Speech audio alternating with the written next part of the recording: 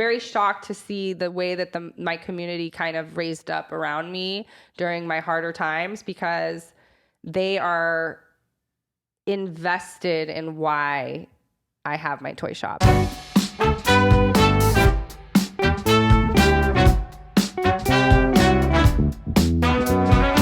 Hi, everyone. Welcome to The Empire, where we like to engage with everyone from pastors to actors, rappers to trappers, and everybody in between.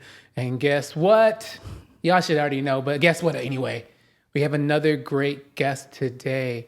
And but before we get into it, like the video, subscribe to the channel. My name's Antonio Lee Miles. We're trying to build this up. I'm your host for the day. If you want to support us, you can do our CashApp, which is $THEE Empire Podcast. Venmo, the same thing, THEE Empire Podcast, or our PayPal, which is, I believe, paypal.me/The Empire Podcast, and all that good jazz. Everything will also be in the link in the description. And I can keep going on and on about, how Mary had a little lamb and fleece was white as snow and all that jazz, but it's not about me or about Mary or her lamb. It's about our guest, right? And she is the owner, founder, CEO of a beautiful business in Riverside that deals with toys, and it's called Things They Love, and her name is Victoria Chediak. No, almost Chediak. Chediak. Yeah, oh. He said it right all the times before. Yeah, you're second guessing yourself. Got you. I thought too hard about it. Yeah. Victoria, welcome to the Empire. Thank you. Thanks for having me, Antonio. So great to have you. How's your day been? It's good. This is kind of the first real thing I'm doing today. I had therapy in the morning, and that's it. But this is like my first real moment of the day out of my house. Got you. Therapy doesn't count? No, it's virtual. It's over the phone, telehealth. Okay. Yeah. Well, like video. Got you. Yeah. How is therapy? Like, is that beneficial? Has it been beneficial? Oh, yeah, I think so. I think we all need like a safe space to share like our inner thoughts and like have someone to bounce things off of and just like, get a little bit of reassurance that you're not crazy when you feel a certain way, because everybody probably feels that way or has felt that way. So yeah, I think so. I think everyone can benefit from some form of a safe space to talk, whether it's therapy or some sort of like a group. I'm very much pro 12 steps. Like I think recovery or those kinds of programs really help people. Gotcha. So yeah. 12 steps like for addicts, right? Yeah, or like alcoholism or friends of alcoholics, whatever. Gotcha. There's a lot of different 12 steps. There's like for debtors, everything. For like if you have like debt type of thing? Sometimes people go to Debtors Anonymous who also are like too restrictive about their money. It's not even about like being in debt. Sometimes it's even about having fear around spending what you have and learning just to have like a healthy relationship, like everything in moderation, right? Good and bad. So yeah, I don't know. It's very interesting once you dive deep into the world. Gotcha.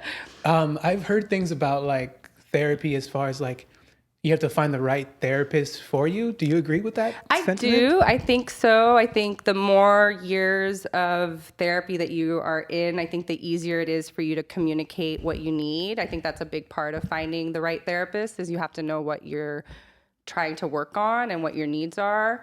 I always found being with a therapist that has had similar life experiences helps me, because I'm not, we're not dealing with, there's psychiatry and then there's psychology, and it's not that we're dealing with like diagnosed mental health disorders or anything that require like medication treatment or things like that. We're just talking about you need to have a place to talk. Everybody needs a place to talk. So knowing that there are certain things in your life, like relationship stuff or financial stuff or whatever it is, like sometimes I even call it like a life coach, just someone to kind of encourage you towards a path, Gotcha. Who can maybe give you some tools, or like sometimes she gives me like worksheets. She's like, here, fill this out. I want you to think about what would that look like if you had that, and it's not that I think about like if I had harder issues, I guess, like I would need probably more in person. Like I feel, again, you want to like find what works for you. Like sometimes telehealth isn't the right option for people. For everybody. Exactly. And so I'm very lucky. I think it broadens your ability to find somebody when you can do telehealth. But yeah, I don't know. Therapy is great though. I mean, I don't think you need to have any problems to go to therapy, because sometimes you go to therapy for the people that are around you, because sometimes the people around you cause you some, Cuckoo, yeah, cuckoo. exactly. Like Got you just you. need a place, a safe space to share. Like you don't want to go to your friends, or your colleagues or anybody every time somebody else is kind of like nagging you or bothering you, or you want to have just like a neutral person that's gonna hear you out, and they don't need Okay. to like then change their views on people in your life, so it's like, Yeah. again, just like a safe, neutral place to share, to have again, bouncing ideas with someone who's like disconnected almost from your life. Gotcha. In a You way. can't vent to your friends about your friends. Exactly. You shouldn't. You should try not to, Yeah. unless it's like positive, Gotcha. solution based, I guess, What's some of the worksheets that she gives you? I'm sorry. Oh, I yeah, said totally. she. She is a she. Okay. It's a she. She has given me worksheets about boundaries. We've had worksheets about, just discussing what are some fears, and that I carry around, like just different Okay. things. It's really like just introspective, like really stuff that you can probably find on your own. But I Gotcha. do have ADHD. Like that is something I deal with. So like Okay. I need a accountability partner in a lot of the things. Uh-huh. Like sometimes it's something as simple as defining what I want in a partner, and putting that on paper so that I'm Gotcha. not like, coming to her like, I don't know, like da da da. It's like, okay, well, let's figure that out. And you're like, oh yeah, Gotcha. just I don't know. What are well, yeah, why not? So what are two things that you look for in a partner? Oh gosh. She wasn't ready for it. Yeah. Honestly, I think that I'm a single mom, so it has to be someone who eventually or could be like good with kids or around kids at some point down the road. And then someone who is, I think, like can like be emotionally accountable for themselves, just like Okay. can meet you, in tough conversations and work through things together and it not be explosive or, abusive. Gotcha. All that. If hypothetically speaking, let's say you do find a gentleman, looking for a gentleman, I'm assuming. Yeah, sure. Yeah. Sure. A male. I don't know, a male. Yes. A man. That's what I think. Yeah. And you never know. Yeah. Hey, it's your life. You choose. It could be a duck for all I. Exactly. But hypothetically speaking, let's say you do find this gentleman, right? Mm-hmm. And he wants to have more kids, right? Oh yeah. And he also, let's say he wants you to stay home and help raise the kids and maybe back away from the business. Would you be open to something like that? No, I don't want more kids. Kids are expensive. I have two, and one I have solely by myself. Got you. 100%. What if he was taking care of everything? Like everything was financially taken care of? There would have to be a contract in place, like a prenup almost, that would guarantee that everything would always be taken care of. Because it is stressful, and I'm a single. I co-parent one of my children with his father, but my daughter, she's 100% with me all the time, and it's the financial, emotional, physical burden all lies on me. There's no one to help with that. So there is, and that's a choice I made. Yep. And that was my choice, and I stand by that choice. I don't regret it, but there is like a level of responsibility moving forward, that I have these two lives that I have to care for. And I don't even, like the economy is in such a crazy place. Like if you think about that, I can't even fathom like responsibly bringing a third person into this story without making sure we were all being taken care of no matter what. Gotcha. So it's a really, like, that person would really have to be financially well, very, very stable, and also like in agreement no matter what. Like you're bringing a new life into this, and that life is a part of this unit, that this unit and that life are not two separate things. They're like, we're all together and we all go together, and it's, it doesn't mean that this person gets something that those people don't get, and that is actually, goes back to my own upbringing and my own childhood. I am the youngest of three, and this is kind of like, I guess this is interesting we're talking about this today, because this kind of came up a little bit in therapy today. But I'm the youngest of three, and my dad legally adopted my brother and my sister, who are older than me. Okay. And my father passed away due to COVID 2021, in August of 2021. And it was really hard. And, I found out when I was like 12 that they were not my biological brother and sister. Like they were by my mom, they were my half brother and sister. But I thought like growing up, we were all, my dad was my dad, Yeah. they were their dad. So, growing up, I never had this idea that they were less than me or equal, like we were just all siblings. Yeah. But there is a clear like distinction in the end of his life, that he had one child, and that's hard because he legally adopted my siblings and he took care of them their whole lives, and he did give them greatly, and anything I got, they got, and it was always equal. But it was just this last moment, of his life that he made a choice based off of his own reasoning, whatever that is.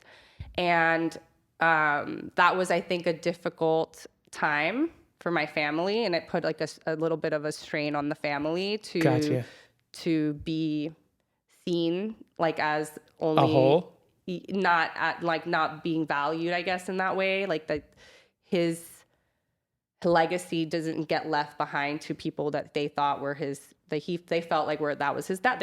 That's their dad too. Okay. Like he raised them. He adopted them when they were like 4 and 5 or something like that. Okay.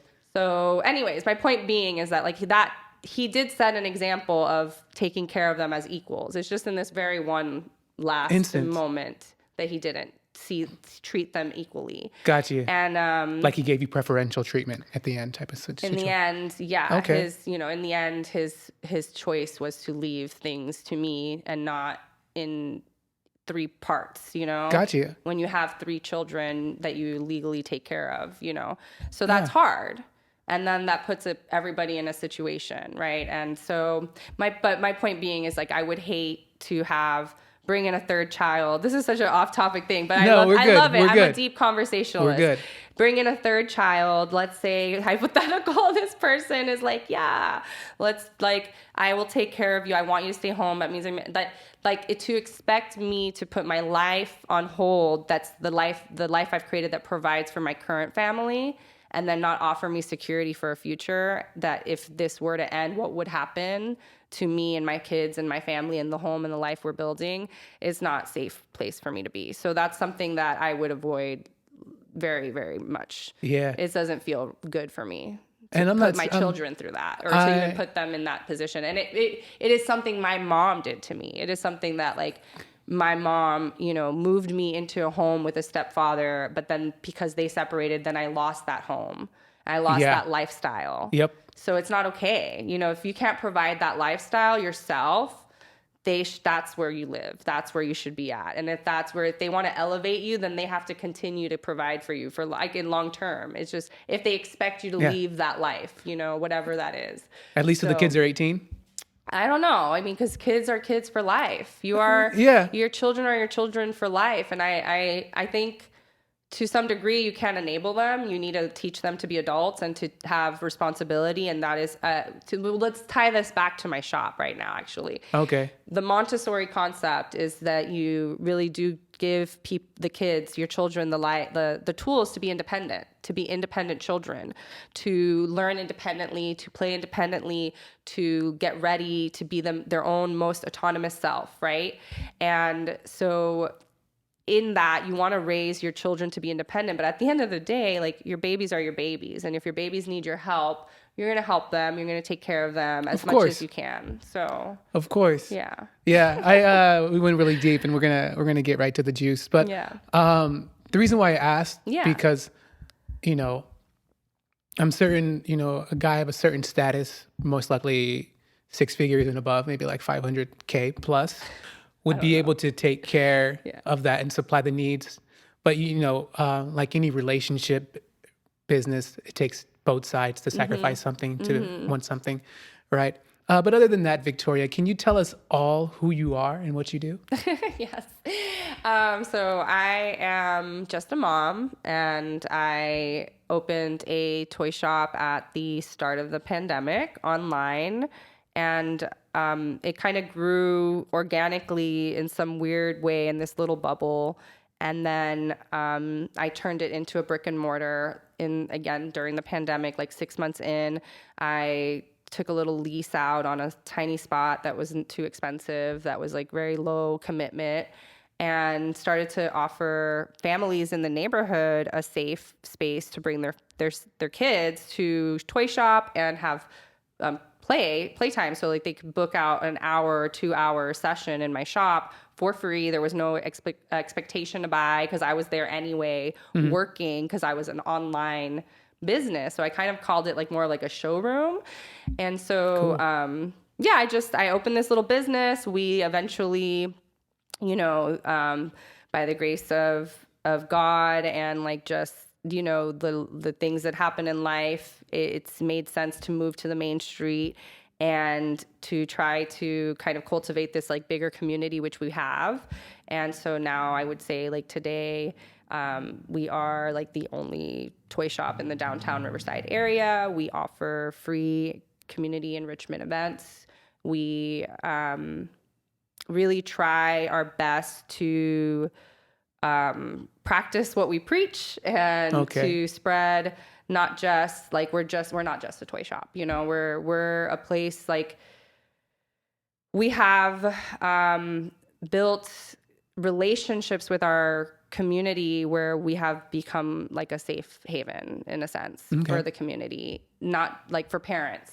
When parents have like they need something or have questions, like they come to the store, like kind of, or they reach out, like looking, like thinking like I might have all the answers. It's like I'm not the like guru of Riverside parenting, but like I try my best to at least be a safe space to listen or to offer whatever support I can, because like what I've been given wasn't like I'm not special. Like I don't know how to explain any of that. Like I'm doing this business, but I'm sure that like anyone can do what I'm doing. It's not unique, and so it's not mine. It's just I'm in charge of it right now. Gotcha. You're the vessel. Yeah, exactly. So I try to operate from that space. Everything is like, how can I be of service? And that goes down to how I pay my employees, how we operate. And it's like, if I can't operate that way, I don't want to operate at all. Yeah, that makes sense. So, yeah. That's cool. I like the part where you say like you practice what you preach. Yeah. What's one of the things that you preach and you practice? So, I mean, if you enter our store, we are a store that, though we are a toy store, we promote the support of our LGBT community, Black Lives Matter. We are a diverse, you can come into our store and find diverse toys that are representative of all people, like not just of one, race or one community or one religion or one anything. It's a hard time right now. Like it's always a hard time. In general, I think to be, ethical and to have integrity in business when your dollars depend on staying in business. Yeah. And we actually don't shy away from that. We lean into it a little bit harder. Like if you don't align with our views, it's okay not to shop with us. Okay. It's okay to say no. And if we don't make it, then again, it's not God's will. Like, and I don't go to church. I'm just a very spiritual person. Like I feel, very much about like tidying, giving back in my life. Okay. It's not that I'm going to the church and handing them 10% of my sales and saying, here you go. No, I'm going to my community. That is my church. Yeah. My community is my church. Those are my people. I want to take care of them, so we do things like, every Wednesday, we have a snack program, and we offer as many children as you have. You want to come to our shop, there's an individual snack bag for them with two to three snack items in it, prepackaged, that you can take home. You don't need to pay for anything. You don't need anything. We don't want anything.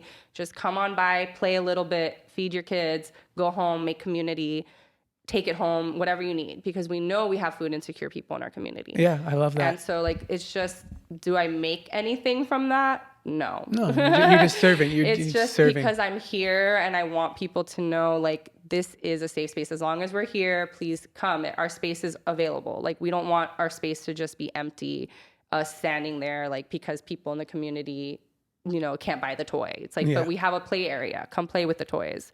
You I know? like that. I like that. Like- One snack per child, by the way. No. No? Okay, okay. It's a snack bag. One snack bag per child. Yeah. Can't be grabbing all the bags. It's not, they're not Kids, it's not the parents sometimes, it's the It's the kids. kids, right? They come upstairs. Like, we have kids. I've watched kids grow in our community, which is really awesome.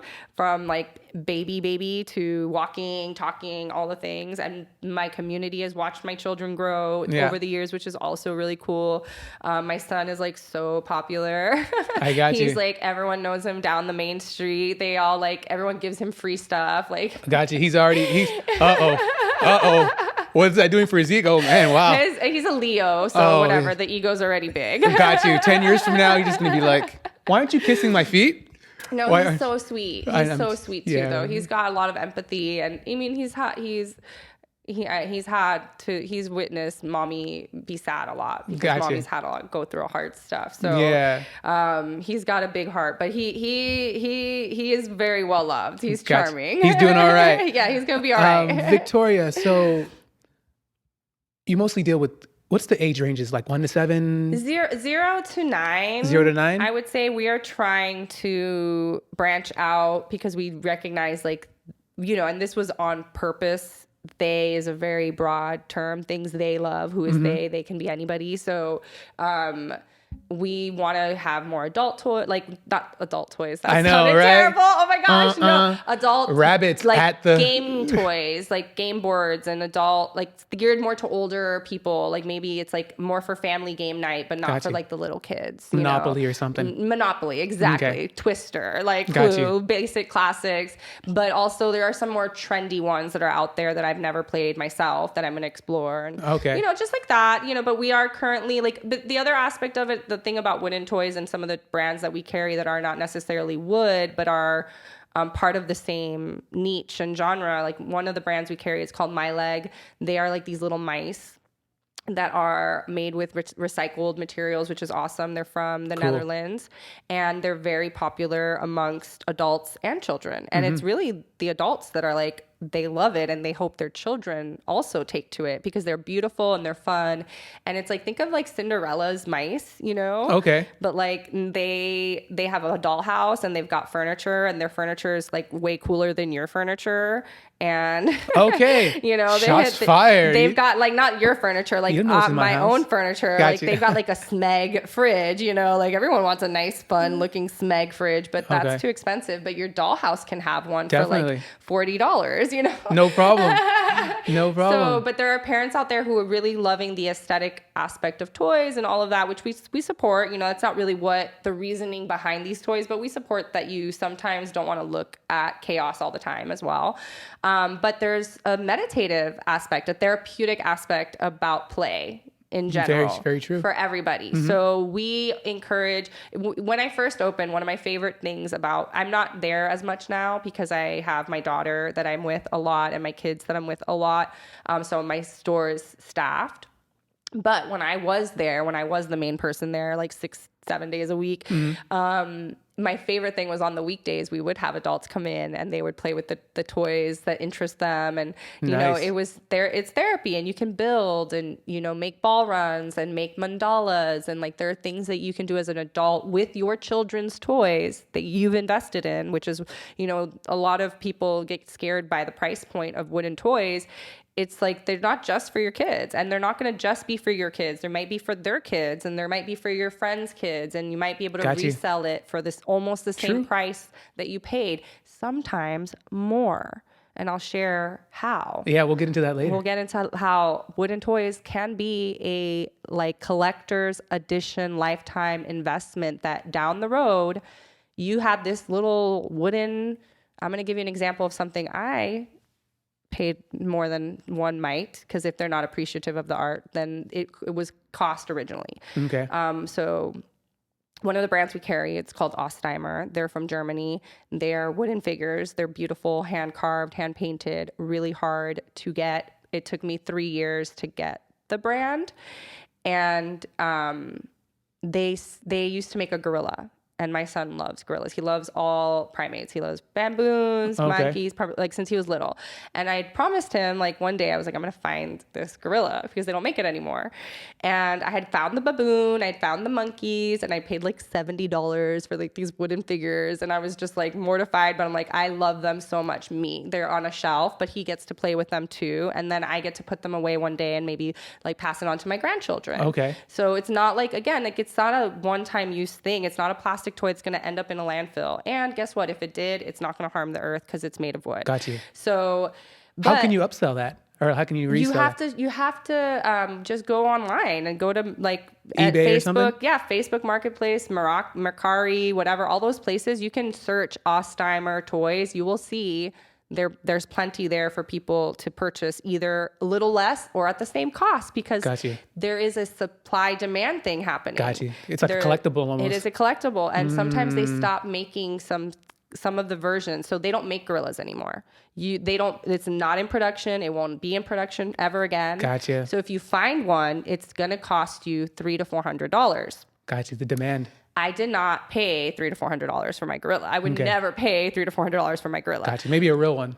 A real gorilla, maybe like a lap gorilla, a little tiny lap gorilla that's not going to ever grow. Maybe like a Bubbles or something. Like a pet gorilla, little tiny pet gorilla. Got you. No. Do you know Bubbles? No, Bubbles? I don't know who Bubbles It is. was Michael Jackson's pet monkey. Oh, Bubbles. Yes. Okay. I remember this. Yes. As randomly, I think my family had a pet monkey one very briefly, and it apparently like would pee in plants and stuff. Anyway, so wow. But my point being is that I did one day find the gorilla, and it was like $100. Okay. And to me, as a collector, knowing that like that actually normally sells $300 to $400, that person was very generous to put it up for $100. She didn't pay that much for it, so she didn't feel the need to upsell to people that much because she understood that like there's someone out there who can't afford a $400 gorilla but that really wants that gorilla, you know?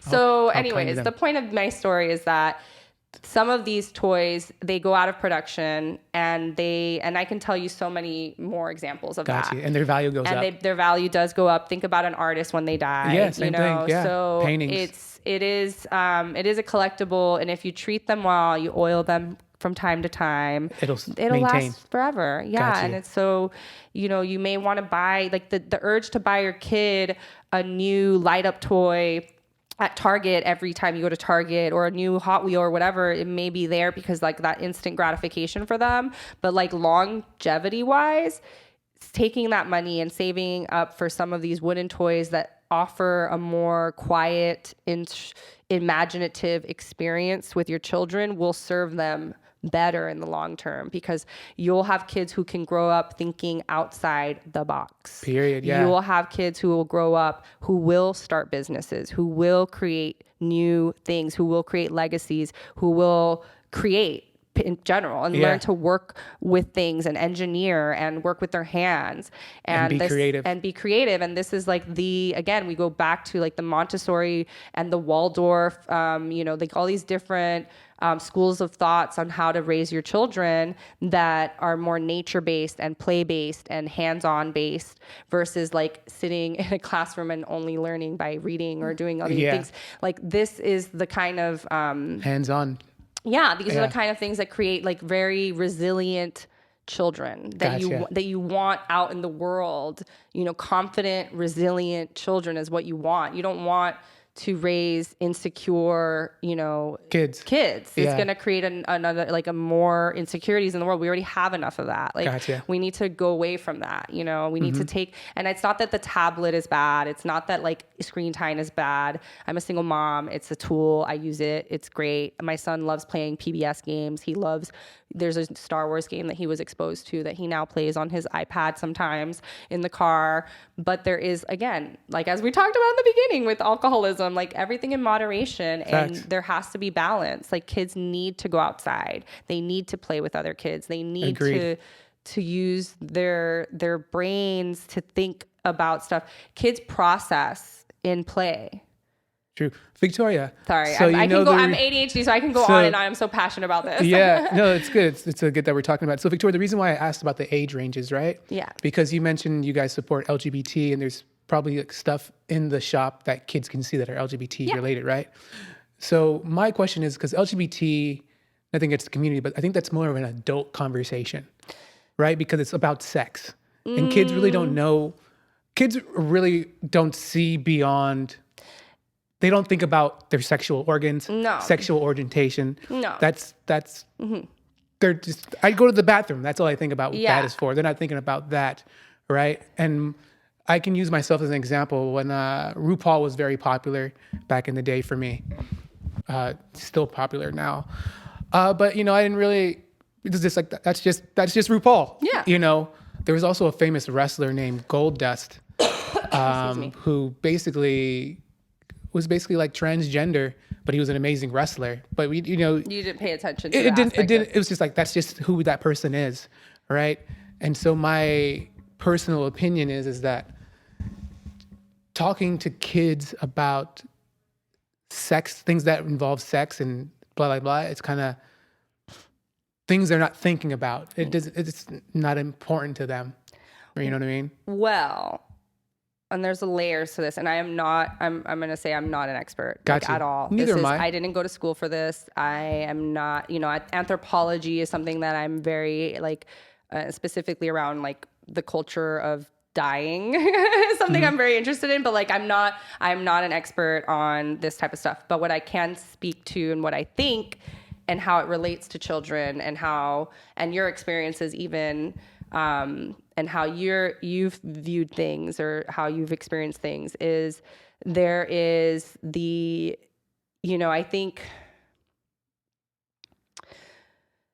children are going to be exposed to many things,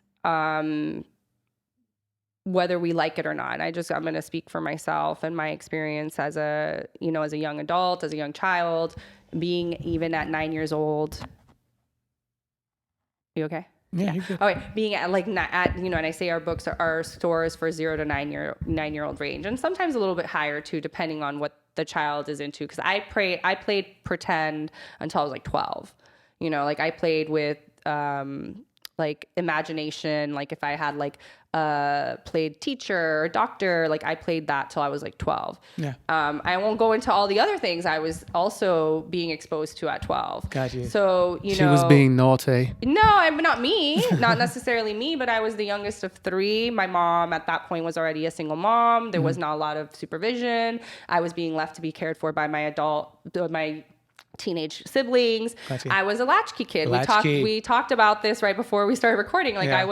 I was the definition of latchkey kid. My mom didn't lock the door, so I didn't need a key around my neck. But if there was a need for a key around my neck, it would be there because that would probably be the safest place for it. Because I'm also ADHD and I lose things.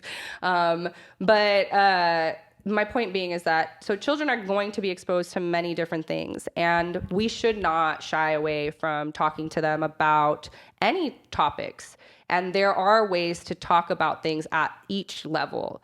And I think the first thing to discuss is how we want to make sure that kids understand that there is no wrong way to be in relation, right? So if you have a friend at school who has 2 moms, and you go to home and you have a mom and a dad, and you don't understand that, the best way to expose children to topics is through books. It is really one of the best ways to expose them to these topics to help them understand. And they may process it in play.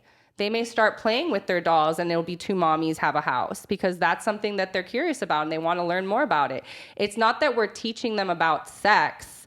And it's not that you're teaching them about sex at all. It's just relation. And some kids for me, at a young age will show you that they are leaning towards one thing or another. And it's not that you need to play into it or, tell them that I think you might be gay or any of that. It's all about accepting the people around us, accepting who we are, and accepting that we're all different and it's okay, and exposing them to that. Because we also have books about children in wheelchairs. You may never be exposed to a child in a wheelchair. And then you see a child in a wheelchair and your 4-year-old is like, Mom, what is that? What is wrong with that child? Why are they sitting in a wheelchair? You don't want that to be their first experience. So showing them kids with disabilities in books helps them learn, again, This is something that they're going to experience in the world. How they decide to move in the world is their choice. Got you. For me personally, this is just my opinion. I think because there's more important things to talk to a child about besides LGBT stuff. Because you talk about exposing people to things. So health, food, other things like that are more important. And so let's say, like you said, for example, they come across their friend's house and their friend has 2 mommies, right? That's when they come to you and they say, hey, my friend has 2 mommies. And then you can explain to them, as opposed to like, I'm going to pre-expose you to it, even though you have no, it's not going to benefit you. Technically, it's not going to benefit you in life if I pre-expose you to it, as opposed to like you experience it. Because if you raise your child right, they're not going to be disrespectful in a room when they come to that. They're just, like I said, they're kids. They're just going to, all they want to do is play. Yeah. All they want to do is play. So in the end, let me finish my thought really quick. Sorry. So all they want to do is play. And so if they have a question, they will either ask. All children are curious. So they'll ask questions. And as adults, we have the responsibility to answer those questions. We also have a responsibility, in my opinion, to guide our children in the right way. And I guess each parent has their choice on how they want to raise their children and expose their children to. But for me personally, I would let that question come arise or wait for a certain age. Like, I would not expose a 5-year-old to LGBT information because they probably they don't even know what this is. So to get into contact about that, as opposed to be like, hey, Jeremy, do you even know what this seed is, or how this seed can turn into a fruit? Or, for example, if I give you $1, Jeremy, and we spend it at the store and they give you 50 cents, do you know how much you get back? What's more useful, in the long term? That's kind of how my mindset is. Totally. But, go ahead. I mean, I don't think that anything you're saying, like, that is a very common mindset. That is a very normal, or like many people feel the way you feel. But on the flip side, representation matters, and I think that you would find it would be hard to go to a bookstore and not find books that look like your family, that represent your family. So you may not want to expose your children to those books, and you don't have to. There's plenty of books on our shelves. There's books about growing your own garden. There's books about unicorns. There's books about math. There's books about science. There's books about dinosaurs. There's books about real people who have done real things, real leaders, real scientists, real historians, everything, right? Historical figures, I should say, not historians.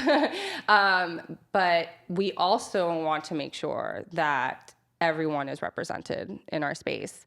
We have books that talk about Ramadan. We have books that talk about Diwali.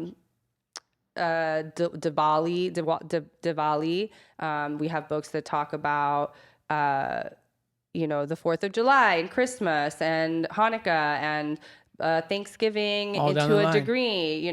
We also have books, lots of book about Indigenous people. Like, we have representation in our store. We have dolls that present with Down syndrome. We have dolls that present with hearing aids.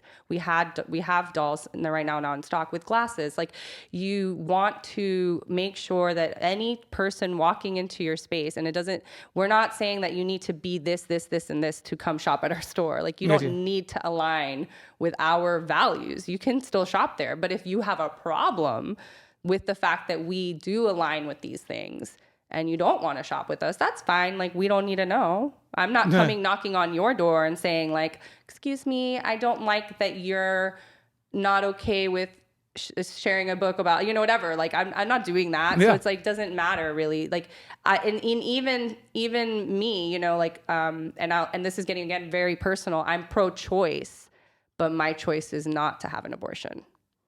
I don't need to make that choice for somebody else. I am pro-choice. But if you look at my choice, you would think that's conservative, but it's not. It's just my choice. Yeah. But I am pro-choice. I want people to have the ability and the access to the healthcare to make their choices. But I, as Victoria, my choice was not to do that and would not be to do that. You understand? Yeah. So And I actually like that you guys, sorry to cut you off go there. for it. Yeah. That, the spectrum is there for whatever you want. Things that probably most people wouldn't have at their store per se, right? The only thing that and I'm not knocking LGBT community or anything like that, and I actually don't think that they aren't being underrepresented. Actually, they're probably being more represented than they ever have in the history today, and you can see that in many ways. There's actually a lot of programs, there's a lot of things, a lot of opportunities for them. But I actually think it's actually really cool that you offer these broad spectrum of things as opposed to we just serve kids that like Colgate toothpaste and that's it. No, yeah, and that's. And I wanted to actually get. Were you going to say something? No, I was just gonna say that's not like that's the point though. Is that we don't want, it is again like representation. Just it matters. It matters for kids to see themselves. It matters for kids to see their families being represented, and there doesn't need to like. I'm going to share this very quickly because we have anatomically correct dolls. So just to talk about how you say, like, my son knows what a penis is. He knows to call it a penis. Okay. How old is he? He's 5, and he's known to call it a penis way before that because it's for his safety. I don't want anybody coming to him and saying anything and trying to get into his safe space. So we talk about consent. We talk about body parts. We talk about what's okay. We've been doing that since he was really young. He's a young white man presenting. He's going to be a young white presenting man. He needs to understand boundaries. He needs to understand no. Like, this is an important value in my home. I do speak about it. He has a younger sister. Gotcha. He has seen my body, like he asks Gnarly. questions, you know what I mean? So I think it's important to educate our children because that knowledge is power for them. Gotcha. He will not allow someone to touch him inappropriately because we've taught that. We've talked about these scenarios. We've expressed, how not to get into anybody else's personal spaces. And so again, I think it's just different mindsets, different parenting styles, and not one is wrong or right or anything. It's just a choice on how to do it. And I do think in a more progressive household, you'll find that. You'll find kids who know their body parts, who know how to speak up for themselves, who are very emotionally intelligent. And in a maybe less progressive household, there's a little bit more don't ask, don't tell. When it's time, that conversation will happen, and that's fine too. Gotcha. It's just different. Such an interesting term. I think we use that word progressive household. I guess it could be aligned with like libertarianism as well, which probably would be more of a better word. Because when you say like non-progressive, then it means like you guys are held back and you're not evolved. Well, I think we are evolving though. We are learning more. It may be negative and positive evolutions happening, but we are evolving. Well, and we're some always places changing. We're not evolving too. Yeah, we're always change is constant, Yeah. right? And I guess, well, everyone raises their child how they want to raise their child. That's the whole point. I guess the only thing that I would have said, like, still say the same thing, but kind of like, hey, don't let nobody touch you, right? No one has the right to touch you anywhere on your body, especially. But what I like to do here, and if you can help us out, Victoria, is if you can give us all like a brief origin story or a brief story of who you are, how you grew up, where you grew up, all the way up to basically where we are today. If you can give us a brief synopsis of that. Okay, I'll do my best. Yeah. I feel like I've shared a lot throughout the podcast already. Yeah, but, we do that here. I'm Cuban Lebanese. I'm first generation American. My family is from Miami, like we are from Miami, Florida in terms of like the United States, but my family is, Cuban and then also like Lebanese and Syrian. And anyways, like... ¿Habla español? Sí, puedo hablar español. No me encanta hablar español porque aquí la gente no hablan mucho. Ajá. Y porque no hablan mucho, yo no lo estoy practicando. So, ¿Tu padres? Mis padres, todos, mi mamá y mi papá, los dos hablo español. Mi abuelita, es mi primer language. Pero ahora no. So anyways, like it was my first language. Spanish was my first language. I actually was like an ESOL for like kindergarten. Gotcha. ¿Tu hijos entiende o no? ¿Entienden? Mi hija entiende más, yo siento, pero ella no hable porque ella tiene 1 año. Ajá. Mi niño entiende unas cosas y habla unas cosas, pero no mucho. Y el papá de él no habla, él no habla español, so no puedo hablar español con él. Ajá. So solamente hable español conmigo y las primeras palabras en español que él it was always something like I was agitated. So I would say something in Spanish like when I was mad. So he didn't like when I would speak Spanish because it was my way of expressing myself. Fuego. Yes, a little bit of fuego. Sí. But anyways, so I'm from Florida. I moved to California when I was 21. I have a background in stage management and theater and project management as well. And then I'm ADHD, so I just really like hyper focus and dive into things that interest me. And when I was becoming a mom, or even right before, like the years leading into motherhood, I started to dive deep into the kind of parenting styles I would do and like the kind of birth I wanted to have, and really like preparing myself for this moment because I knew like the time was coming. Like I was 28 and it's like I always thought like by 25 I was gonna like have my babies, and then it was like 25 came and you're like all right. And so like by the time I was about to be 30, I met my son's father. We had known each other for a few years, and then we kind of went on our first date and talked really heavily about parenting, and I was like, okay, so this is like a guy who's like serious about becoming a dad. I'm serious about becoming a mom, and that kind of was it. Like we just kind of like decided we were going to do this thing like kind of crazy, and we did. And so that, were you guys compatible? We were compatible in ways, yes, and in ways we are not. And that also played a role. So you know, I gave birth to my son, and then around 18 months, we had the pandemic happen. Okay. So he was about 18 months old. And we had already been having issues, and I had already been, you know, we had been like off and on, his dad and I. But you're in California at this time, right? Yeah, here in Riverside. Okay. I moved here to Riverside. That's how I made it to Riverside. Was like I thought it was smarter to be near his family here in Riverside because his family's from Riverside. And commute wise, for me, it was the same commute either way for work because we both worked at the same place. I won't get into like those details because it's private information about him. But the commute was the same for him. He was moving from a very short commute to one of his jobs, but he still had a secondary job that was out here. So again, it was kind of like you have the support out here. It's better to just be out here. So takes a village. I don't have family out here, and my family now even so is even smaller with the passing of my father and the kind of like there's just people I don't speak to in my family. Do you speak Arabic at all? I can say some words, and I can actually also speak some Hebrew as well. So, but it's not like a lot. It's really very, very like bad words, like bad things. Got you. Like counting, some sweet things. Got you. What's a bad word in Hebrew? In Hebrew? Yeah. Okay, in Hebrew, I feel like they say the same bad word as in Arabic, which is, if you want me to say it, I will say it. Sure, yeah.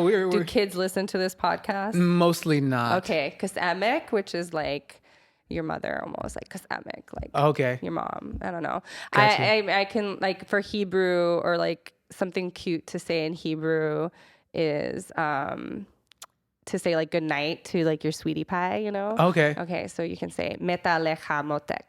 Motek is like my love, you know. Got you. You even put the in there. I like that. Yeah, exactly. So echad is one. Anyways, so I love language. I actually really do. I want to learn further. I want to learn Arabic and French because that's what they speak in Lebanon. They speak French and Arabic. Because Lebanon is I don't know if it's mostly Christian country. Is it? I want to say it's mostly Christian. I could be wrong. Maybe now it's more 50-50, but it used to be predominantly Christian. Okay.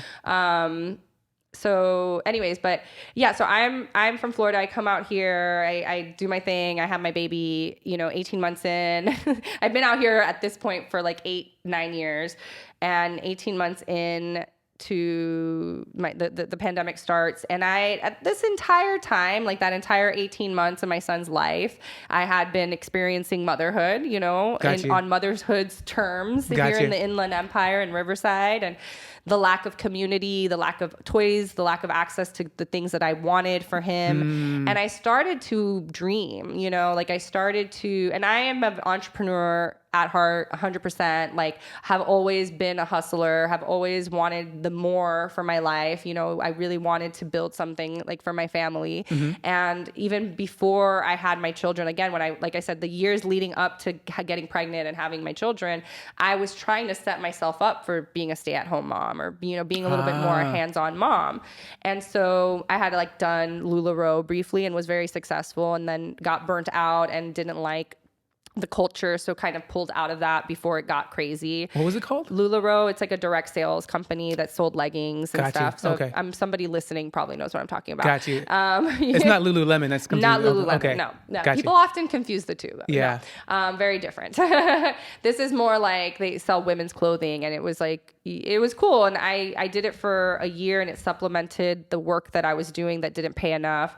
And it was my business, and I thought okay, I'll continue, but then I didn't. Anyways, you learn and you build each failure, quote unquote. It's not a failure. Yeah, it's a lesson. And you build on. You're okay, so I learned a lot in that business, and I shut that business down. And then I eventually found myself back in this mindset of I want to have a business again. I don't want to work for somebody else. I don't want to be capped out at $20 an hour. I want to be the ability to make a lot of money if I want to make a lot of money, and I wanted the freedom to be with my kids and the freedom to travel. This was where my head went. But I also was what are some of the needs that our community needs?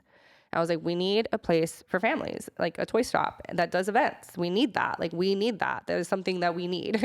And so I started to dream, and I would go on walks with my baby, and I would look into all the empty shops. This is pre-COVID, way pre-COVID. Okay. I look into the empty shops, and this is the art of manifesting, Okay. I'm going to talk a little bit about how I manifested something without even manifesting it, realizing it. But I would just think a lot about it, and I just would research, and I would shop, and I would try these toys out that were not the brand, but an off brand, because the brand was too expensive for me. And I couldn't afford these toys. I was just how do I get these kinds of materials for my kids that doesn't cost me an arm and a leg, and where do I shop, and where is it safe, and who's making it ethically, and where are these toys made, and what is it made out of? And I had all these questions, and I just kind of delved in, and what is the best kind of play, and how should I set the playroom up so it's the most supportive to his environment?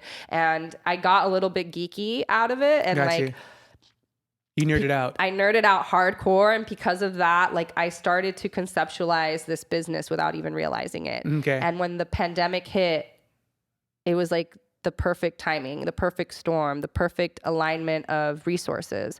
I had just gotten my tax return, and it was pretty decent. I was I can build a website out with this tax return and buy some inventory and just start small, really small.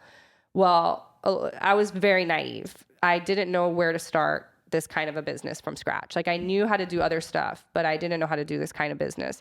And I'd asked a girl who I'd seen in the Redlands area who had a kid's shop. And I was how did you do this? And she was I'm so busy, I can't talk about it, blah, blah, blah. And I was I just said, okay, thanks, see you later. Gotcha. I still supported her, but I just was I'm going to have to figure this out on my own. Yeah. And actually that experience made me not want to be that way. I'm not that kind of a business owner. I will sit and talk to you about how I did it, because I know that I am myself and you are you, and what's meant for me isn't meant for you, and what's meant for you isn't meant for me. And I don't need to gatekeep anything. It's Google. Go Google it. But hilarious. I can also talk about it. Yeah. So I went and got on Google and started figuring out how to get a resale license, how to get an EIN, I already knew how to start an LLC. I just went and started my LLC, and I just did my steps, and the government was paying us to stay home essentially. So I was not feeling the risk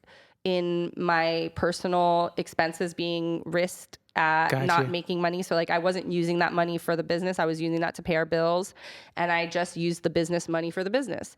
And then Perfect storm indeed. It was, again, like I'm telling you, Yeah. it was like a very perfect storm. And that's why I talk about, like, when I say that I am just a vessel, like God made it so. God put the name in my head. God, you know, like, and I say God, you can say whatever you want to call it, Yeah. spirit, universe, whatever. But I truly believe, like, when I was reading quote, I was trying to figure out the business name. You know, if we want to talk about the origin of the business name, We're here. I was reading quotes about the different people whom I respect their style of education for children. So, Okay. you know, Maria Montessori being one of them. And I stumble upon this quote: children become the things they love. And I was like, damn, that's good. Yeah. Things they love. So I just added it to the list. It wasn't the only name, but I added it to the list. And I had left numerous mom groups on Facebook because they're very toxic. Yeah. Like Do Facebook. people know the origin of the name? Yes, it's everywhere. Okay. It is quoted on our wall. We quote Maria Okay. Montessori. She is credited for the name. Okay. It is not her quote is bigger, obviously, so it's a portion of her quote, but we have totes, we have it, it's everywhere. Okay. So children become the things they love, and I truly believe that. You know, Makes I sense, owned yeah. a puppet theater as a kid. And I went on to do stage management. You know, like, I do truly believe that if we support our children's endeavors now, whatever that looks like, even if we don't understand it, it's going to grow into what it's supposed to grow. And we don't need to hinder them or guide them. Like, they have their path, you know? And I think that's like a lot of faith in, like, the young mind, but the children are so smart, so aware, so they're sponges, you know, and they're absorbing all the time. And, you know, we just are there to support. We're just there to support. We're there as guides. We're not, you know, like in Montessori classrooms, they're not teachers. They're guides. They don't even teach. They observe. They just observe. And they correct maybe here and there, but they're just there to observe. And everything's laid out for them They don't have to tell them. They can go to whatever activities they want to go to. They can explore what they want to explore. And through those different things, they're learning math, social skills, all the different things, language, the things that they need to learn.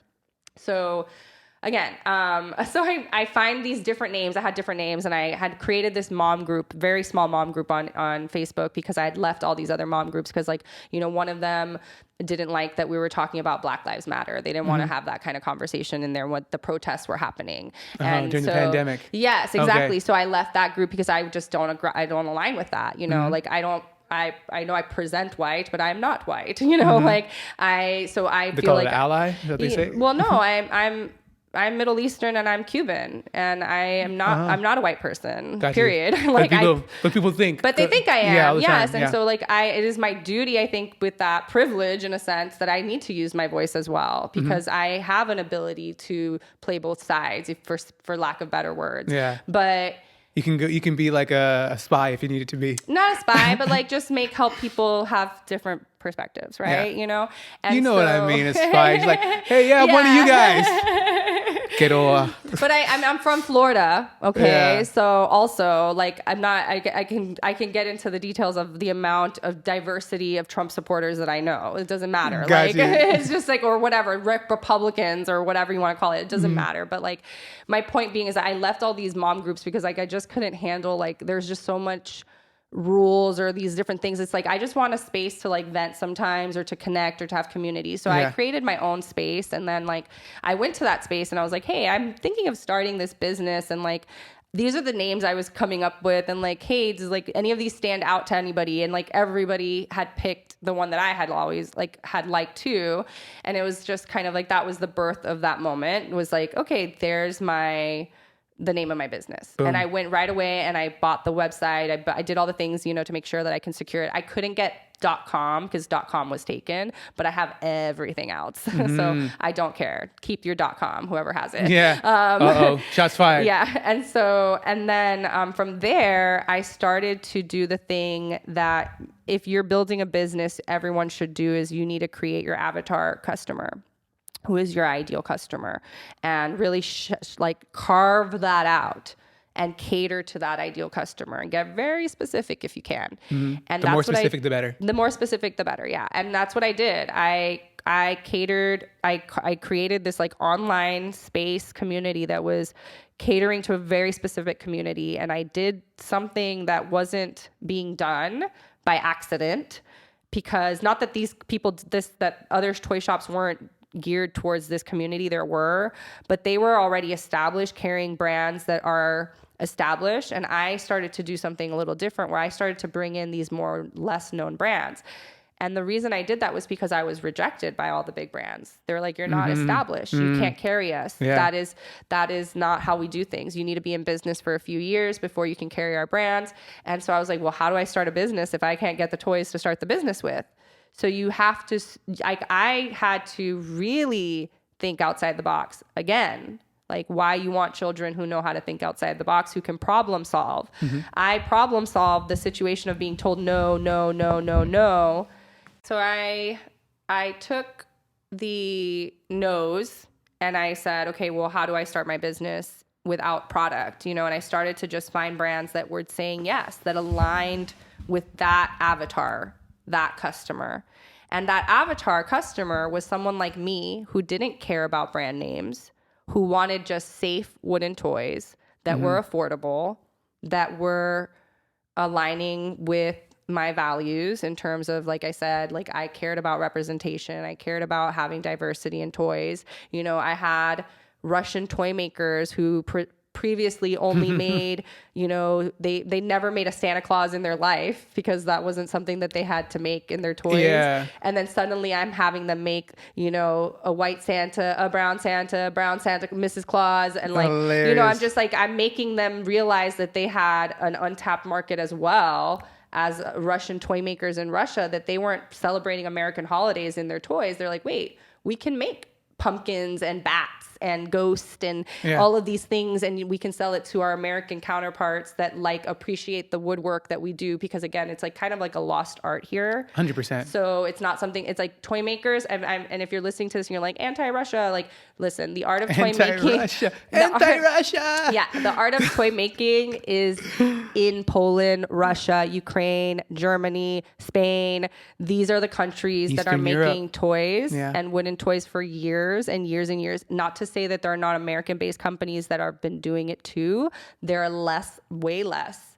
It is harder to build businesses in America. Like the red tape is everywhere for manufacturers and things like that. So it is just, it's different. So in the art is in those countries. So that is where like we get our toys from. And it's hard when you have wars going around the entire world that impact the movement of wood. Is so wood is so expensive because wood comes from places like Russia. Yeah. And Ukraine. How has the war affected your supply chain? Immensely. It's better now. COVID and the war, both of them, it's insane. There are companies I no longer can order from because it's too expensive. It does not make sense to bring them here right now. It is costly. It was costing me more to buy toys from Russia than to buy the same kind of similar concept from a more established brand in Germany, but those brands were not saying yes to me in the beginning. Now I have them. Now I'm fine. Got you. Now we're established. Now we've been in business 3 years. We have those really beautiful, very heirloom quality toys that took forever to get that are more affordable. Got you. What would you say the price difference was to what it is they're asking for now? 10 times? I used to be able to sell my wooden block set from this one Russian company at $180. Okay. And it was like cost of shipping from Russia to me to the consumer was covered in that $180. I didn't have to collect any more money from them. Okay. It would cost now $240 for me to feel like the cost of shipping from Russia to me and the cost from me to the consumer would be covered, along with the cost of the product, along with the cost of my employees and my overhead and all of that to be considered. But like, to get the return on the investment to be at the same rate, it would need to cost $240. Gotcha. So it's very different. Nearly double. Yeah, it's insane. Yeah. And we, are constantly, we moved to the main street in 2021. Okay. Wait, 2022. Yes. 2021, 2022, we moved to the main street. And so we celebrate, but we opened our brick and mortar. That's why I was confused. I was like, we opened our brick and mortar in 2020, but we moved to the main street in 2022. And that shift brought an entire different energy of in-person shopping than we ever had before. And can you elaborate what that means?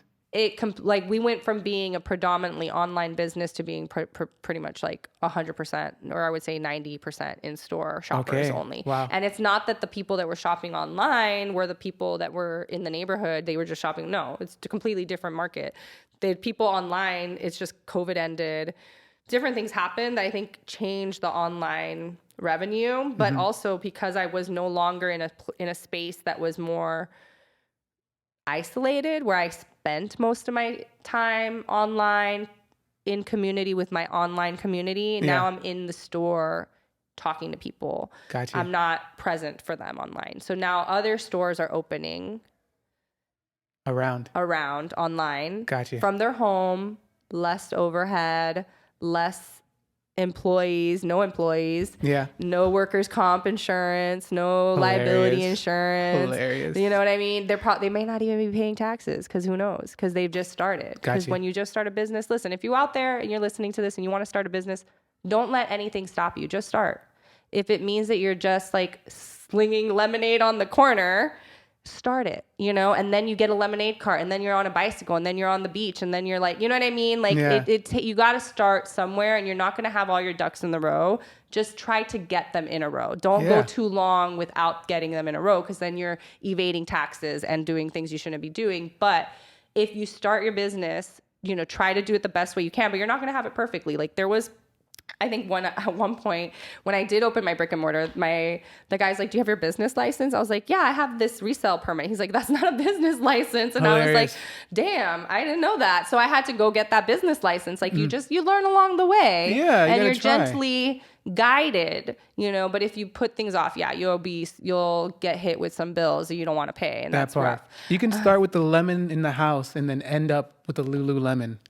Something like that. Yeah, exactly. Like you have to start somewhere. So anyways, but so I went from, now I'm doing a lot of foot traffic, but it's not like the overhead expenses have gone up, but the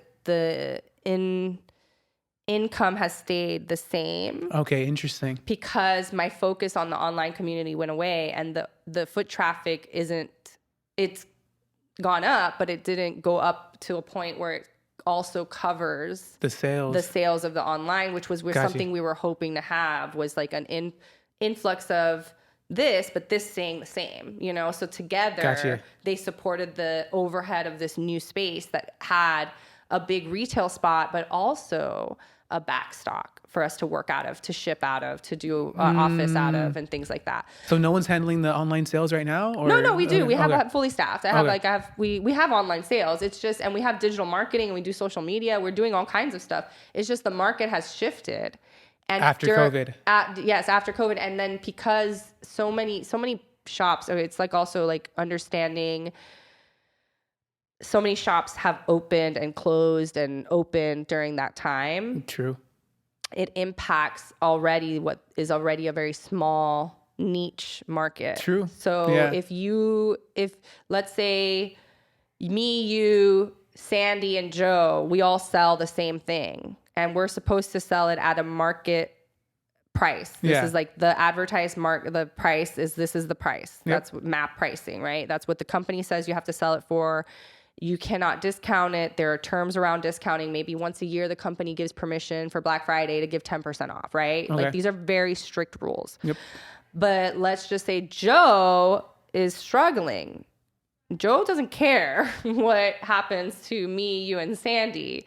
Joe doesn't even care that the integrity of the brand is being lost. If Joe is struggling, Joe may go out there and promote a discount. You gotta take care of Joe. Gotta take care of Joe. Mm-hmm. And Joe may not even get in trouble because he may do it so fast no one even notices. Okay. Because no one's sitting around like, what are you doing? I'm not doing, I'm not. We're worrying about ourselves. Exactly. We're all in our own little bubble. Like that's also like the funny thing. People think you think about the other people. Like, no one's thinking about you. No. Like we're all thinking about ourselves. But what will happen though is our customer base is shared. Our customers know. I used to have customers that would DM me, Sandy's giving me 15% off on this item. I'll buy it from you if you give me 15% off. And I'm like, go buy it from Sandy.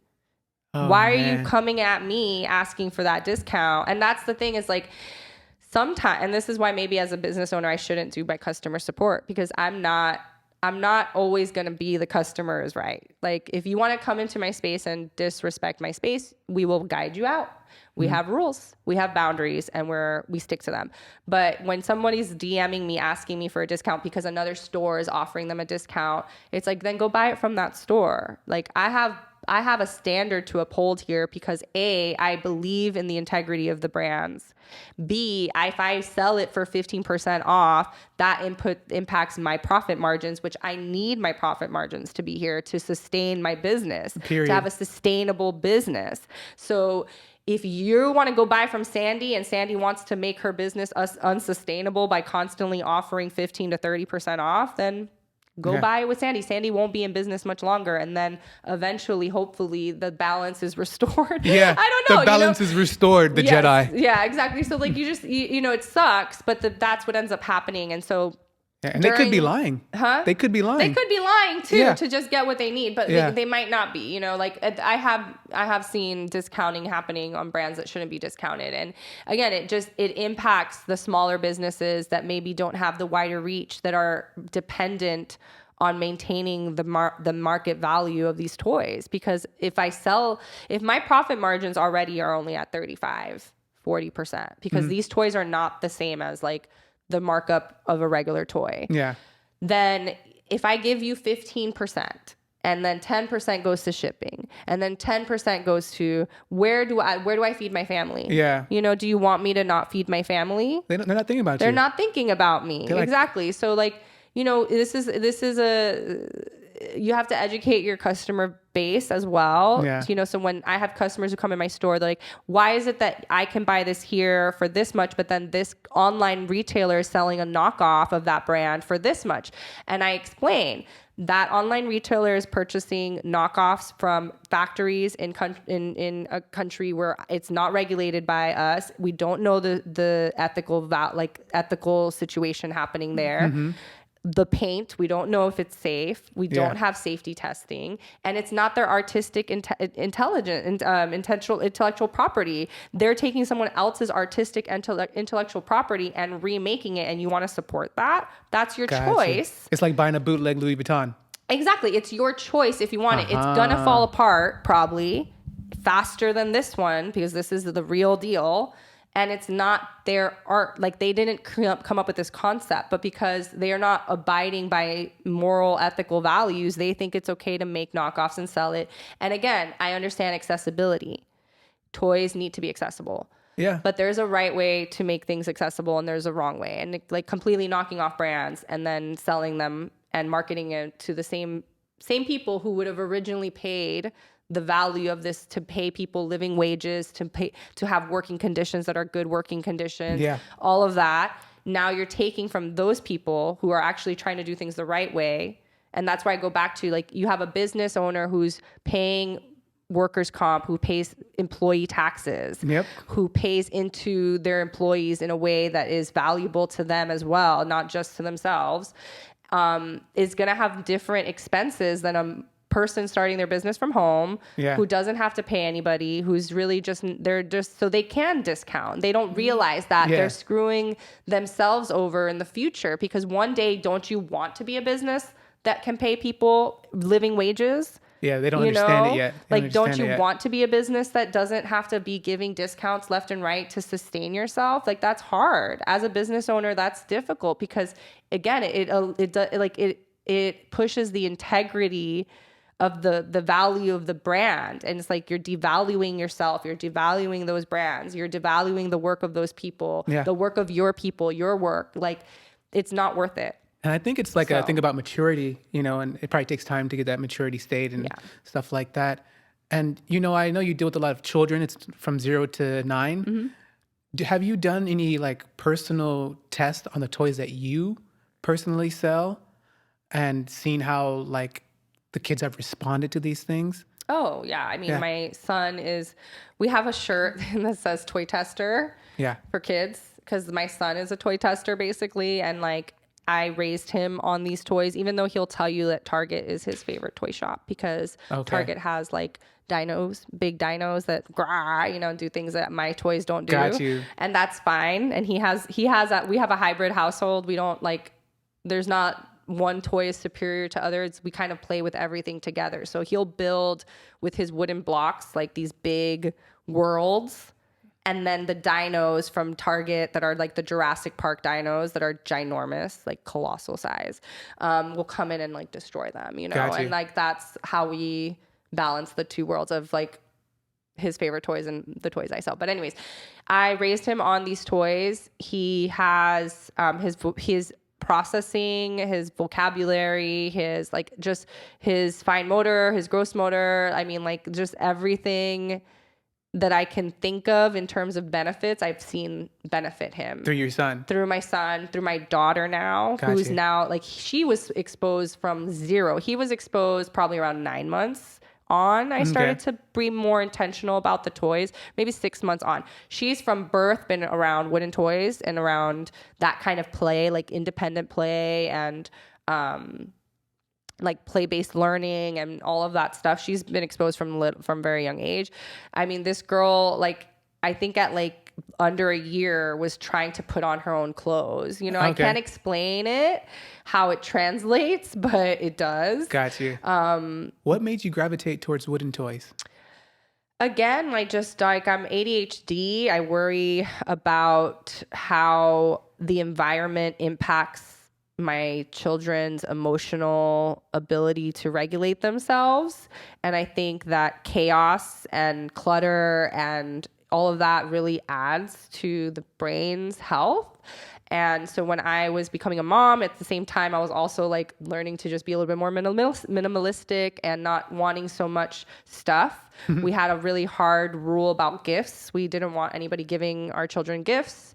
We've loosened that up as he's gotten older, but as a baby, he didn't need much. We're like, really, he doesn't need anything. Like we need childcare. Like we need money for childcare. Like give us money. We need diapers. Yeah. Like we need experiences. We want to go to the zoo. I'm so sorry. We want to go to the zoo. We want to, so I had a very like specific way of gifting that I wanted to be in the receiving end of for my child. And so part of that was like, we don't need anything. We don't want you to gift us something that doesn't align with us. And then we have to like throw it away or re-gift it. Like that just doesn't work for me either. I'd rather you keep your money and like come hang out with us, like come spend quality time with us. Or if you really want to get us something, like maybe pay towards this bigger gift that's like a kitchen a play kitchen that's like one item that he could use, So I did that like for his first couple years of his life. But basically the thing about the wooden toys is that, it was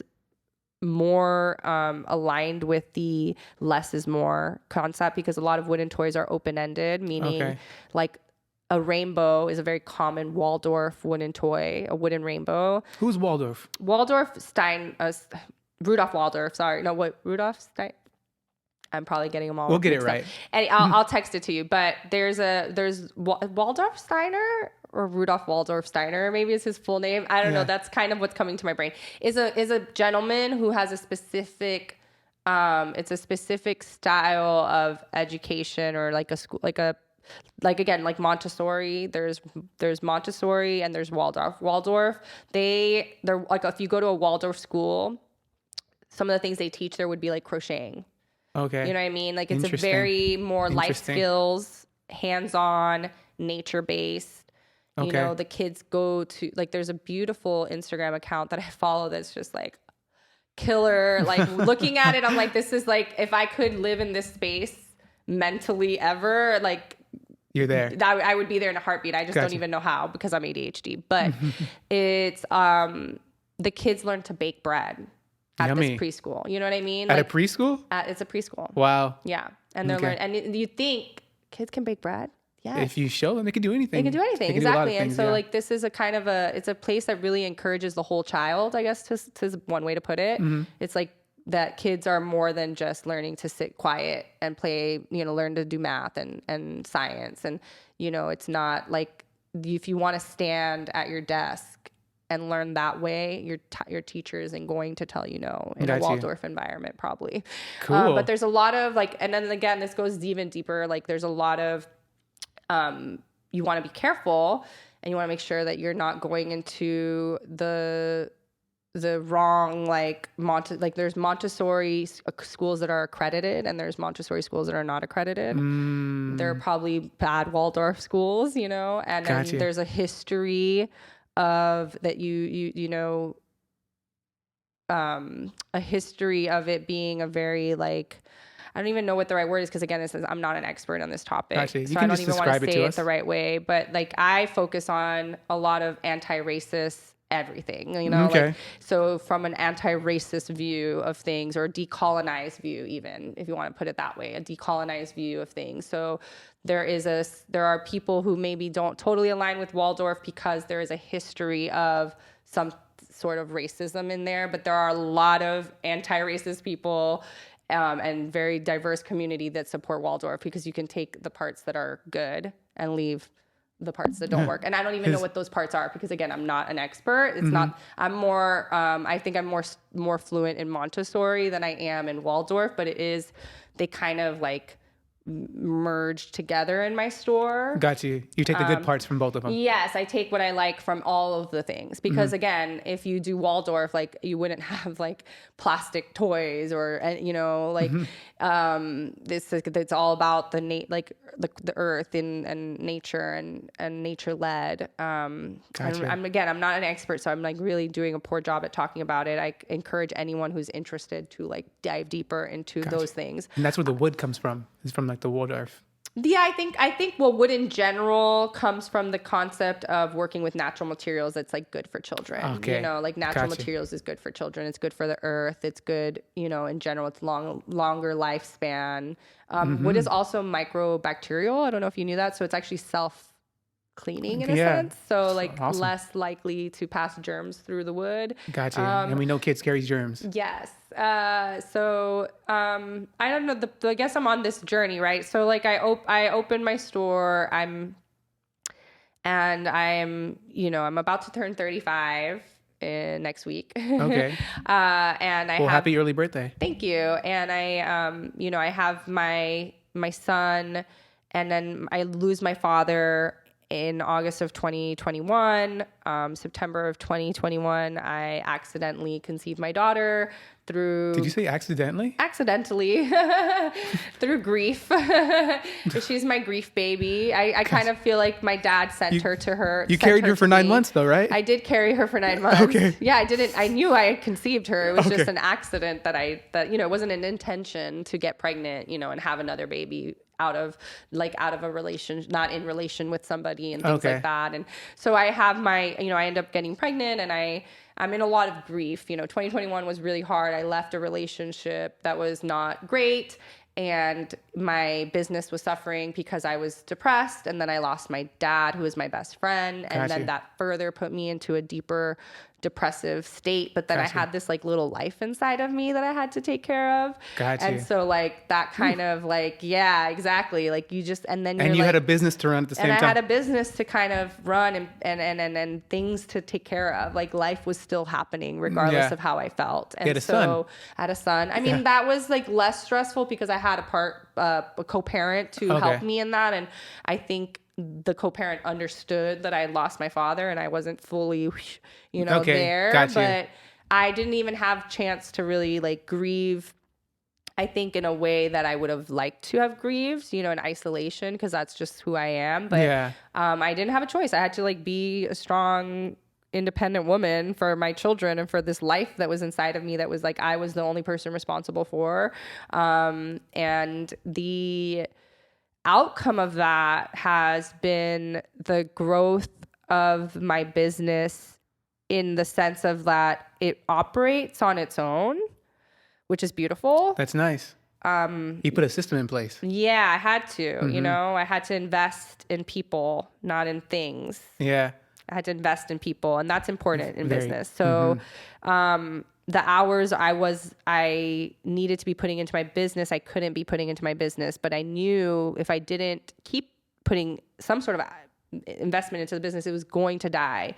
And I couldn't, like, you know, if you think about the death of a relationship, the death of a parent, it's like this, there was things I didn't want to let go of then, you know, because like I needed to give it the opportunity to grow when I'm maybe in a better headspace. So I put other people in charge of it, and I trust other people to be there kind of in my place. And it's been sustained, you know, we've sustained ourselves with more overhead, as I talked about, because I'm running a business from home, essentially being a mom. I'm trying to do two things at once. Yeah. So Double dipping. Yeah, it's hard. It's hard. So I mean, if you're listening to this and you have kids that are 0 to 9, or know anybody whose children are 0 to 9, and you want to give them gifts, like, please consider my business, because you would be supporting a business that is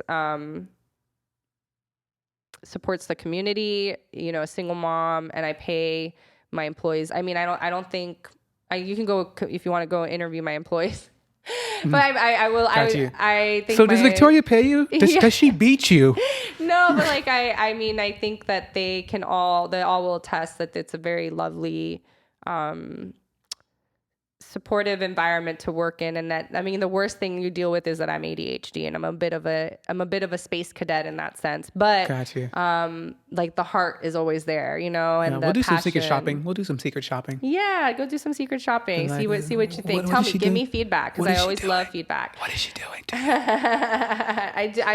I should be more on top of it. Probably it would be better. But anyways, yeah, I'm just a mom. I'm just a mom in the community, just trying to raise a generation of compassionate, resilient, creative, you know, kids that just want to add value to the world. And like I said, you know, I saw a need in my community, and I just filled it. And I'm grateful that I've had this opportunity. And I tell this all the time. Like I was nominated for emerging entrepreneur in the Inland Empire, and I went up against at the Spirit Awards. Yeah, that's how I found you. Yeah, oh cool. Yeah, so that was a really cool experience. And I remember sitting, I was like crying. I didn't cry at this interview, which I'm glad I didn't, because I cry a lot. I've been crying a lot lately. I miss my dad heavily. Okay. But and with like any sort of holidays or birthdays coming up, you always like think about them. But anyways, I was sitting there talking to this gentleman, and I said to him, like, you know, like I told you, there's a certain way I want to do business. And if I can't do it that way, I don't want to do it at all. Yeah. And I said to him, if I lost everything tomorrow, that I would be okay, because I gave it my all. And I knew, and I know I gave it my all, and I gave it my heart, and I gave my whole everything. And I don't know if that's a good thing or a bad thing, but I really believe in what I've done here, you know, regardless if it's lives forever or doesn't. Like, it's something that I'm really proud of. And I was like, damn, like I sometimes like I don't get how I did that. Like I don't understand how I did that. And that's again why I go back to like I'm just a vessel. Yeah. And like it's when my time is up, my time is up. And then maybe God needs me to do something different, you know? And like, and I stress a lot right now because it's expensive to run a business absentee. In America, where I'm paying other people to be there instead of myself, you know, like that money really should be going to me. And I talk a lot about the grace of the gifts I was given in the last couple of years that allowed me to do this. But it's like, I could sit here and be like, darn it, I've wasted all this money on people, right? And I don't have a return on that investment, right? You know, like I can't see that you made me X amount of dollars. It's just, you're just there. You're taking my spot. And the ROI is in a different form. It's in a different form. It's in their knowledge. It's in the fact that one day maybe I can say, okay, I'm done, and I can sell this business and say, like, they have all the things you need, and I'm going to be here with you to help you with the transition. But like, you have a staff that's so well supporting what you're going to continue to do. It's giving you the freedom. The ROI is giving you the freedom to be a mom. Exactly. And that's what I say today, like in therapy and every week, that I have to remind myself when I'm in this like financial fear because the economy is scary. The expenses have gone up. Everything's more expensive. Yep. And I, again, do not want to say no to paying my employees what they deserve for the work that they're doing. people shouldn't have to work 10 jobs to survive. Like I worked for a very big company that didn't pay me as much as I pay my staff. And it's not because they don't deserve it. It's because that company sucks. And that's how that company is such a big company. But like, that's not how I want to do business. Got you. Which is awesome and honorable. And I want to say a couple things, Victoria. Thank you for the work that you're doing out here. Thank you for the work that you're doing out here, because as free will human beings, we have a choice to do things or to not do things. And you made a choice on the things that you want to do to help the community, to support people, and to do things righteously. I want to thank you for that. I also want to put into your mind and your brain that, I don't think anything happens by accident. No, not at all. Right? Mm-hmm. So you are in the right place at the right time, and just stay. What do they say? Stay right in that wave. Yeah. Right. Yeah. You mentioned earlier that most of these wooden products come from, let's say, Eastern Europe, right? Mm-hmm. How difficult was it to find these brands and to get them to work with you? How difficult was that? Some of them was not that difficult. It just took time. Some of them were difficult. So the way I started my business and the way I sourced, I guess, like the beginning of my shop was through Etsy. I went on Etsy and I found small makers, and I supported small makers with large purchases, basically. And they were like, there was one brand, so I a lot of Russian toy brands, but there was 2 brands in particular that I opened my business with, and the product hadn't even arrived. I opened my business. The product was on a ship during COVID. Yay. And it didn't get, one of these brands, the product didn't get off that ship till 3 months after it should have arrived.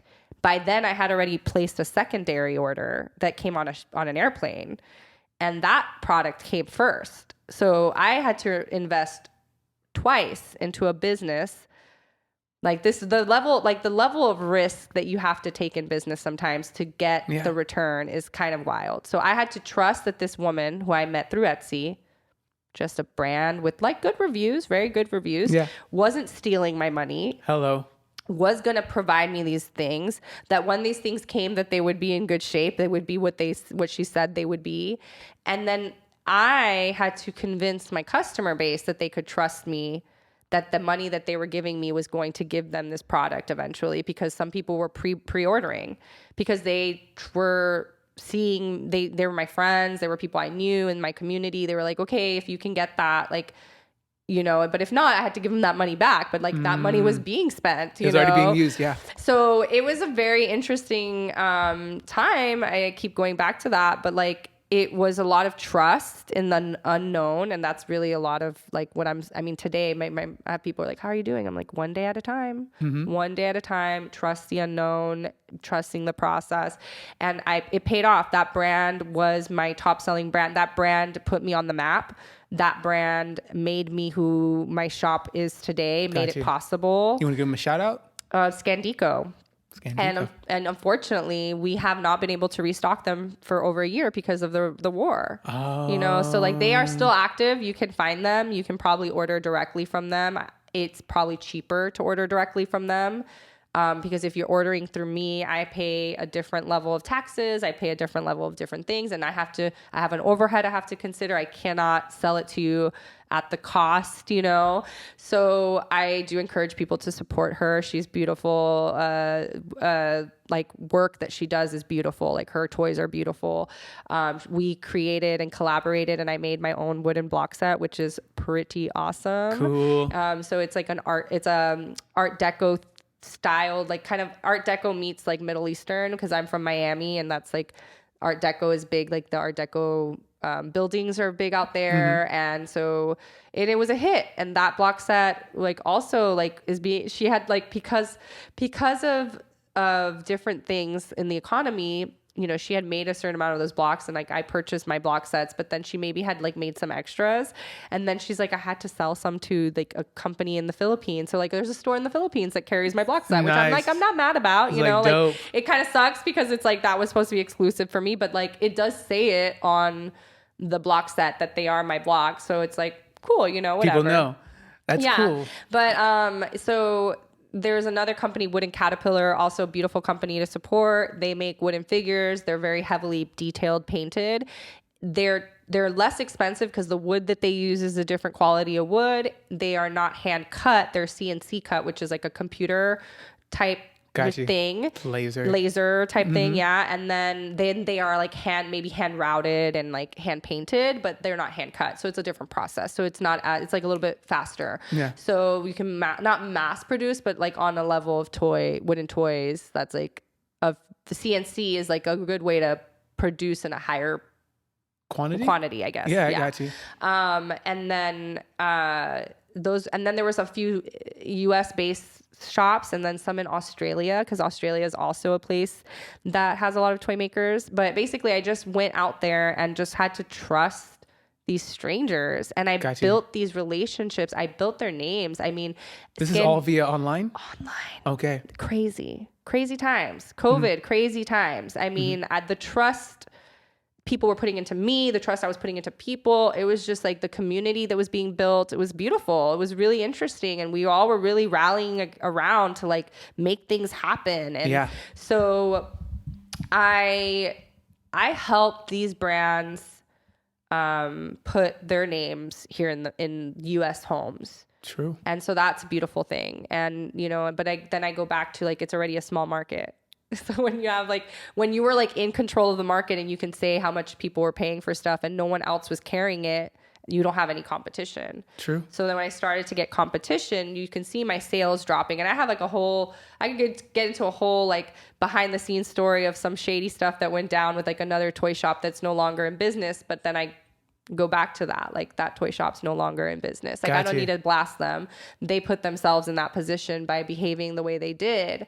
But it was like I had to then be a part of that because I was the evil eye was like on me, right? If you want to share the story, you can. It might be insightful to people. Well, sure. I'll try to keep it as short as I can. But basically, this company that I worked with, Scandico, I had been doing so well with them that she made a block set, it was one of her already pre-made block sets that were hers, but she made it exclusive to my store as she started to get inquiries from other US based shops because I was such like a stakeholder for her. Like we worked so well together, and I maintained integrity. If you tell me that this is what the value of something is, I'm going to sell it that or maybe even higher. Yeah. You know, I'm not going to devalue you. So I basically was selling 15 to 20 of these block sets a month, which is what my business was built on. Like the profits of those block sets allowed me to buy other brands. You know, it was beautiful. And then this company who like low key, I think was like in my Facebook group that I had built for my business. That's how I communicated to my clientele. Like it was like almost my shop, because I didn't have this was not pre brick and mortar, but like maybe early ages of my brick and mortar as well, because it was just like a showroom. You know, it was like literally on Arlington, but next to Planned Parenthood. I always joked I was next to Planned Parenthood. Wow. You know, so it wasn't anywhere like where you would just stumble upon me. You had to know I was there. You had to like seek me out. So it wasn't that busy. But were you really next to Planned Parenthood? I really was, yeah. Wow. Between irony. Starbucks and Planned Parenthood. The irony. So this company started to sell Scandico, and then they posted my block set, and I was like, that's weird. That's exclusive to me. Like, why is she selling it? And she's selling it for like $20 less than me. Okay. Which, you know, people are going to take that $20 savings. Of course. She didn't contact you or anything? Didn't talk to you about it? No, nothing. Okay. No, nothing. And neither did the distributor, the wholesaler. Okay. She didn't tell me that was happening. I found out because somebody sent it to me like, hey, did you see that she's selling Scandico, but she's also selling, it's called the Castle block set. She's selling the Castle block set. And I was like, that shouldn't be a thing. Like that's just for me. Like my store is the only one who can sell that. And so I reach out, you know, and it becomes a weird thing. She tells me, no, we're not selling her the Castle block set. I'm like, well, she has them listed. How is she listing them if she's not? She's like, I don't know. And so now I'm like, do I trust you? Who do I trust? This is the distributor telling you that. Yeah. Okay. She was not lying to me. You know, this lady was being sneaky and she went around and purchased these block sets through a company in Russia that purchases the block sets from my company the company I worked with. Wow. But here's the kicker. Russian people are very poor. Yes. Surprising. They cannot afford the toys that they're making, they probably can't afford. Yeah. And so before holiday season kicks in, she has to train toy makers. She has to train people to make her toys. This is your distributor you're talking Yes. about? Okay. So she sells to the people of Russia what we would call second quality toy, right? And I don't know if I hope this is not proprietary information, but I don't think it is. I mean, there has to be a way to do this, right? Like you have to, so this is how she does it. And I think this is actually a very sustainable practice because she's not wasting the toys. She's not tossing them into a pile. Like they can't be sold because they're not good enough quality. They are perfectly fine toys. They just might be a little jagged, they're not like perfectly cut, because all of these toys are hand cut. Her toys are hand cut, hand painted. She sells those block sets to the companies that sell toys in Russia because they're cheaper. She sells it to them for cheaper money. So they're not the same quality as the toys she sells in the US. So thus she doesn't sell it at the same price point as the toys that she sells in the US. Which makes sense. Yes. Yeah. That lady did not know that. She purchased these block sets from this company sneakily on low key, not no one knew. She that person didn't know, she had a connection and that's how she did that. She went out of business. Customers were still waiting. She took people's money because a lot of people saw that it was cheaper to buy it from her than from me. And I'm getting it directly from the source. She's not getting it from the source. I ended up actually replacing her orders. One person came to me upset with the quality. And I was like, I don't understand. And I thought she bought it from me. I didn't look back at her order. She was a customer. She's like, I got the block set and I don't like it. And I'm just like, the edges are jagged. And I was like, what do you mean? I've never seen that before on any of her toys. I own so much of her toys. And when I reached out to the wholesaler, my distributor, the person who makes the toys, that's her company, she said to me right away, she's like, did she buy it from you? And I said, oh, that's a good question. I'm so naive. I'm just like, this is my customer. Why would she come to me with this complaint if she didn't buy it from me? Yeah. Well, the reason she came to me with this complaint is because the business she bought it from was no longer in business. And I was the closest connection to the maker. And I asked her what language is the flyer inside because it's covered. Like the block set comes with a tray on top, so you can't see it. When you open the tray, there's a flyer of the business. There's a Russian version and there's an English version. I said to her, what language is it in? She goes, Russian. I go, that's not me. I didn't sell that to you. And that wasn't distributed here by anyone who's supposed to be selling her brand. So you bought that from someone who gave you a knockoff, not a knockoff essentially, but a second version of her toy.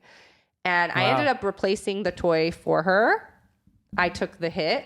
Of course. Because I'm a person with integrity. I don't want her bashing my brand that I built in this America, because that has nothing to do with her. She's not sending those toys here to America. The person who lied to her, who sold her the toy, did it in a shady way. And I never, this is probably the most public I've ever talked about it. I've never talked about this ever publicly. During a Jewish holiday, I think it's their New Year. I don't know if it was Yom Kippur or Rosh Hashanah or something like that. She did come and speak to me before I ever found out that she actually confirmed sold knockoff blocks. Not knockoff blocks, but she didn't have she tried not the grade A ones, basically. Yeah, exactly. She came to me in an amends. It was I never had any one-on-one talk with this lady that owned this toy shop. Everything I experienced from her was just the weirdest secondhand thing. I was convinced she had a spy in my group because I would post about getting a brand. And within hours, she was posting on social media, I'm getting this brand. And I was like, what is she, what's happening? Got you. And I confirmed because one of the brands, it was I still work with them. And I'm not going to get, I feel like it's too gossipy because but one of the brands, I reached out to them. I felt comfortable enough. I was their first wholesaler client. And so I said to them, I was like, hey, I know this is weird. I go, but there's a toy shop that just posted that they're going to carry your brand. And I'm so happy. I'm so happy you're getting customers. This is not what this is about, but I'm just curious. When did she reach out to you? Like, is this somebody that's been in contact with you for a long time, or is this something new? She's like, it's really interesting that you say that to us, because the person that you're talking about frantically reached out to us last night. Oh, last night. Asking how to get this product and like really just, this is a woman who was trying to save her business, and she was doing it all the wrong ways. She was really just trying to save her. And she had a son who has autism or some sort of special needs, and she really put that at the forefront of her business, like very much used that as an excuse to why orders weren't getting put out. The reality of it was, like, she didn't have the finances to pay the money to the people that gave her the products for the orders, so she was just constantly in this like delay. But her excuse was her children, which was really sad. That was also something really like hard to witness, because I knew what was kind of going on the back end, because it was impacting me in a sense. Yeah, exactly. So it was weird. And people waited months and months for their either refunds or products. It was a really crazy situation. But all the while, I like just had to sit quietly and not like verbally bash this lady or her shop, because it just didn't feel like the right approach. Like, again, what I said, it's like, what's meant for her is meant for her. What's meant for me is meant for me. She can steal whatever ideas she wants. Like, I'm the originator. Like, I'm going to continue to produce my original ideas. I'm going to continue to reach out to original brands. And like, you can try to beat me to it, but like, you might not, and maybe you will. But in the end, like, look what happens, like, I'm still here and she's not. And it doesn't mean I'm going to be here forever either. But like, I do think that when you do things with integrity, like, you have a bit of a better fighting shot. Yeah, definitely agreed. Yeah. Okay. Wow. Thanks for sharing. That was a long one. Sorry, yeah. Thanks for sharing. Like, it's sad. It's a sad thing, but like, you have to. It is what it is. You have to also like protect your business the best way you can, and I did that by going direct to the vendor and saying, hey, what's going on? And she confirmed, I'm not giving her blocks. Those are not coming from us. I don't know what's going on. And she's like, she hasn't even placed an order with me since the first order. Like, it was one of those situations that she didn't even feel comfortable getting involved, because she's like in Russia. Like, what am I going to do? Like, sue her? Like, I'm not suing her, like she didn't. You guys figured it out. We did. We worked it out. It was all fine. And, man, we're running out of time here. Yeah. But I got a few more minutes, and I have a couple more questions, and I'm gonna see how quick we can do them really quick. Okay, I'll try to be quick. So I have to do it. So we'll do this as quick as possible as we can.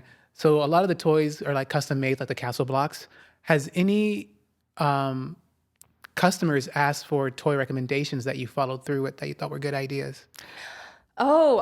Yes. So I feel like we have been I guess, again, I don't have a lot of control over like the toy making process. It was just in these two particular cases where these more smaller shops.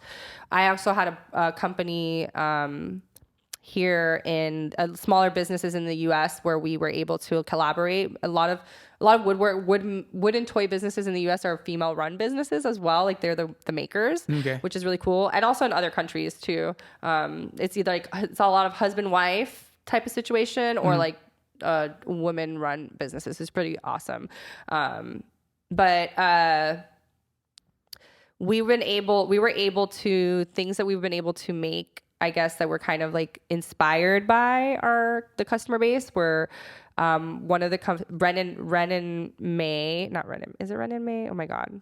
Belinda's her name, and I'm blanking right now on her. It's okay. The brand, but we made like these kindness hearts, and then we had a request for for representation. One of our customers like, can you make the one that's like, we had one plain wooden heart. She's like, can you stain it to be brown? And this one said like, I am unique, or like, I am this, I am kind, I am that. So like, again, we were able to personalize the toy for the person, and then that sparked additional people being like, oh, I want that too. And so then we were able to make it for those people as well. There was like I said, with one of my Russian brands, Wooden Caterpillar, like I've been able to make wooden figures for clients. Like, oh, I have a dog that looks like this. Can you make me my wooden figure? And I was like, yeah, I can send it to them and they'll like just ship it to me in my order with my next order. Or the blocks that I made in conjunction. I made it with a friend, customer slash like friend, colleague, and she was like just very good at curating blocks together, like shapes. Yeah. And I don't know, it's like almost like a bit of like a savant type skill that she has. I don't know, like a special skill she has because she's like spatial stuff, you know, like I'm not good at that. So she's the one who I collaborate with to make this block set. That's the things they love. Hotel deco set is what it's called.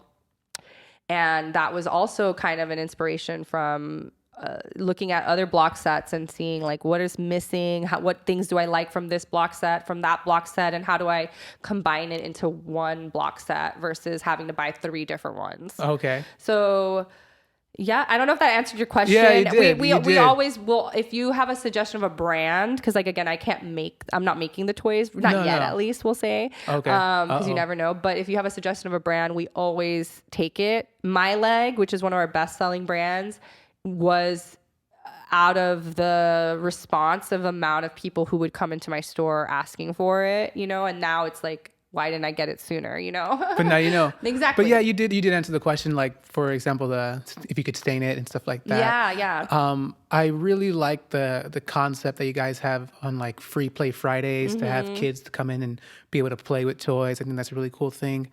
I also thought what was really awesome and cool was that you posted, and we talked about it a little bit about different communities, and like you post about like Jewish holidays, like about fasting, and it's like a certain holiday. I was like, man, that's really cool because no one really, on the public eye, on a big sphere, you don't really.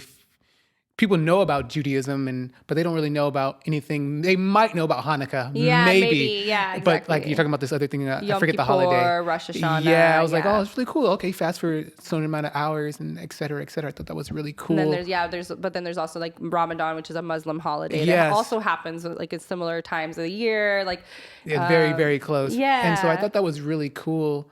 And since you've been in this business, well, congratulations. I think your 3-year anniversary. Yeah, it's coming up next week. Well, 3 years in business, but 3 years brick and mortar. So 3.5-ish years in business. Hey, yeah. Congrats on the 3, you, right? Yeah. What has been the most surprising thing that you've learned since you've been a part of this business? Oh gosh. The most surprising, I'm learning new things every day.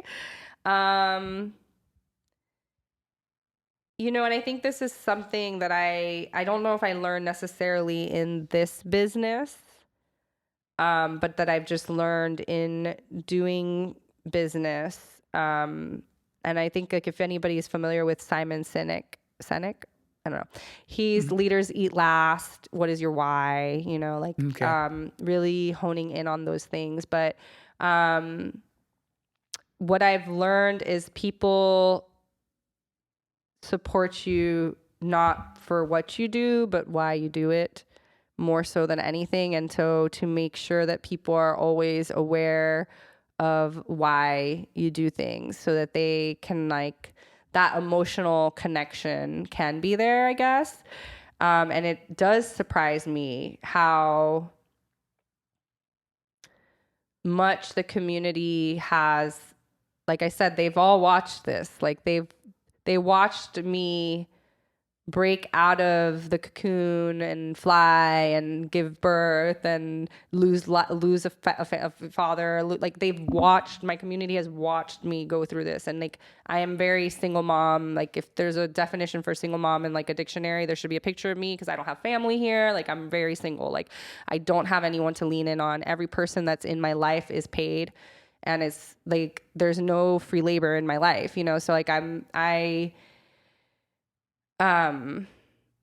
lost my train of thought there. Your why. The why. Yes. The why. Thank you. I was like, the why. So like I was very shocked to see the way that my community kind of raised up around me during my harder times because they are invested in why I have my toy shop. They know that the reason I have my toy shop is because I care about the community, but I also because I am a single mom, and it's like, how can you be a single mom? Like my heart breaks every freaking day for moms and parents and children, single parents, because like you can't be all the things all at once. And that's, that is why a 2-parent household, Is the best. is the best. Yeah, absolutely. But you also need a home free of abuse, so it's like, which evil is better? So Wow, that was a jump there. that was a turn. Yeah. Yeah, But that's what my point is. Like, you can't, like 2-parent household we or can't, abuse? we can't, I didn't grow up in a 2-parent household because abuse was present, like whether it's abuse towards my mother or abuse towards my father was abusing drugs, like that was his thing. Again, not to get too deep into my life and my background, but like, Whatever you want to share, it's fine. Yeah, I'm just saying that, like, I understand, like I think that the community, you'd be surprised if you are authentic, what you are attracting will be the authentic support that you need. Like we're not just a toy shop, and back when we used to be at that location on Arlington next to Planned Parenthood, Gotcha. we were even less of a toy shop because people would legitimately come into my space. And it may just be them and their child and me. And somehow we've all, like, the child's like playing, the child's having a great time, but maybe me and that person, for whatever reason, they needed to have some sort of conversation that day with me that they were able to have in this private space. And like, I was able to hold that space for them. And that to me is beautiful. And I don't know, like maybe one day I become a play therapist in some sense for adults and children, but like and that's, again, where I go back to, like, everything builds on everything else. Like, this is where it's our journey. I don't know what my journey is. Like, I just keep putting one foot in front of the other, and I say yes to the things that kind of come to me. Yeah, that seemed right. Yeah. Awesome. So, I don't know. love I'm it. such a rambler. I'm so sorry. You're why. Hey, we're glad that you feel comfortable enough to ramble. Victoria, thank you for being here. Can you tell us any current projects that you guys are working on? Oh, yeah. Like so our birthday is coming up next week. If I don't know if this will post in time or not, but Gotcha. if you're listening and this is before October 20th or this Gotcha. week, is this week, not It next week. It might not make it in time, unfortunately. So then if not, then I would say come check us out during the holidays. We kind of slowed down a bit on our events, but our like weekly stuff will still happen. Like our Wednesdays, we have an after school snack program. If you're local to Riverside and want to come out with your children, any age, they don't have to be 0 to 9. Got you. So I can get a candy. It's not candy. It's just like we got some trail mix. I can get a snack bag. You have to be a kid. You have to be under 18. I thought we're all someone's kid. If your children Under want to 18. share, Okay, under 18. okay, If your child wants to share with you, that's up to them. We don't encourage sharing in our space. You don't encourage sharing? No. What the hell? Because if someone came up upon you and was like, give me your cell phone, it's my turn to play with your cell phone, how would you feel? I think that's a different form of sharing. That's the same. Those toys are in the moment, that's their toys, they're playing with them. It's not that we don't want them to share. It's like when you're done, pass it on to the next person who wants to use it. But like in the moment, you don't need to force a kid to like share. Because it's like no one wants, as an adult, we don't do that. As an adult, we wait. Okay, you're done with the computer, I'll use it now. You're done with the TV, I'll use it now. We take turns in our house, things like that. So no sharing is caring. No, not over here. Sharing can be caring if you want to share. Okay, there you go. If you want to share. If you want to share, and that's your style. I love you. sharing. I'm a sharer. If I got a T-shirt and you need a T-shirt and I can give it to you, I'll give it to you. Boom. I like it. But so I don't even know where I was going with that. But current projects. Yeah. So we have our Wednesday snack program. We have our Friday free play. We do monthly crafts. You just kind of have to like follow along and go on our website and look at our calendar. But we do like this, this month we have like a pumpkin painting craft or whatnot. But in December we do Santa meet and greets. So and you can expect a diverse selection of Santas visiting our shop. So if you are someone who doesn't want to wait in a long line, and we don't charge, there's no obligation of anything. This is a community free event that we will do probably more than once throughout the holiday season. It's not just my shop will do it, but also the building. This is something that like I started last year and the building really liked. So now that the building also, the management invests into us and the community by also adding a Santa visit outside of all of our shops. Cool. That's free. Like literally you can just walk up to it and it's never like, there's never a long line and it's free and you just take it. And our Santa's really nice and really friendly and super fun. Yeah. But that's like, I mean, like, other than projects, like we're always just trying to find ways to do stuff for the community. We're always trying to find ways to bring in things that people are going to like and enjoy and want. You know, and I'm always wanting to expand in some way or another. Like, I just don't know. As a single mom, I can't do it all by myself. Gotcha. So, yeah. And it's coming. Yeah, it's coming. All right. Awesome. So, Victoria, let's say 100 years pass by, 250 years pass by.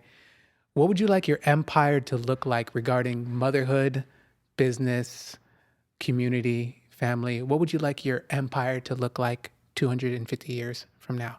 Oh, that's a good question. You know, I think that I would just hope that when people like, if I like, I don't know, like if I'm like gone and my legacy or whatever, people talking about what I've done, excuse me, I would hope that it was one of like compassion and humanity and like altruism, love, tolerance, kindness to all, you know, both like people that I may agree wholeheartedly with and people I may not agree wholeheartedly with, to know that like they are still loved, you know, and that like we are all connected and that when we are taking care of one another, like we all rise up, you know?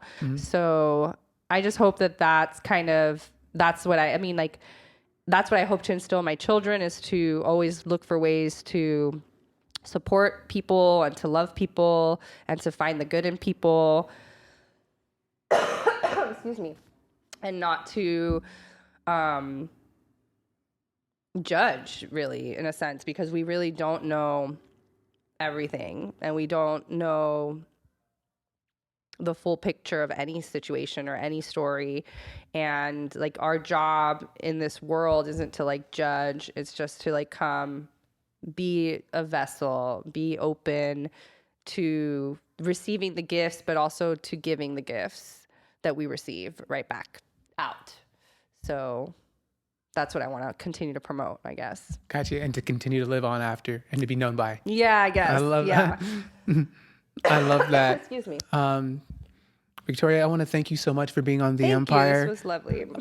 Can you please tell everybody how they can find you, reach you, support you, get your products?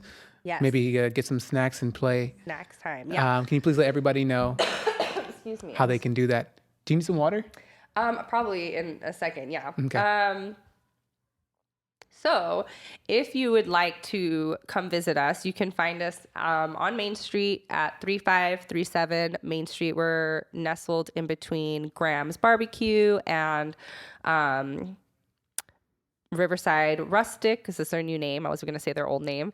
And then we're also, you can shop online nationwide and internationally. In some cases, we are able to ship as well at thingstheylove.co. not .com, or you can do .shop, .us, everything else, just not .com. So things they love. And once again, it's because children become the things they love.